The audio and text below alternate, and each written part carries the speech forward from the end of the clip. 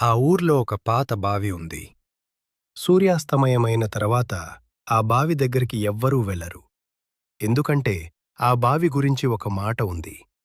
అక్కడ పడిన వాళ్ళు తిరిగి రారని. ఒకరోజు రాత్రి కిరణ్ స్నేహితులు అతనికి సవాల్ చేశారు. అర్ధరాత్రి 12 గంటలకు బావి దగ్గర ఒక నిమిషం నిలబడగలవావా అని అడిగారు. అవమానంగా అనిపించి కిరణ్ ఆ సవాల్ను ఒప్పుకున్నాడు.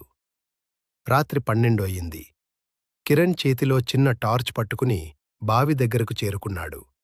బావిలోని నీరు నిశ్చలంగా ఉంది. ఎలాంటి శబ్దం లేదు. అప్పుడు చప్ చప్ అనే శబ్దం వినిపించింది. కిరణ్ గుండె బలంగా కొట్టుకుంది. వెంటనే టార్చ్ వెలుగును బావిలోకి తిప్పాడు. నీరు మళ్లీ ప్రశాంతంగా ఉంది. అప్పుడే అతని కాళ్ల దగ్గర మట్టిలో ఒక తడి అడుగు ముద్ర కనిపించింది. కిరణ్ ఆశ్చర్యపోయాడు. చుట్టూ చూశాడు. ఎవరూ లేరు. మరో అడుగు అడుగుపడింది. ఇంకోటి.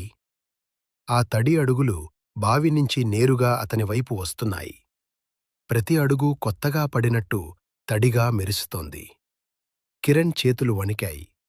అడుగులు అతని ముందే ఆగిపోయాయి. ఒక్క క్షణం నిశ్శబ్దం. అప్పుడే అతని పక్కనే మరో తడి అడుగు ముద్ర పడింది.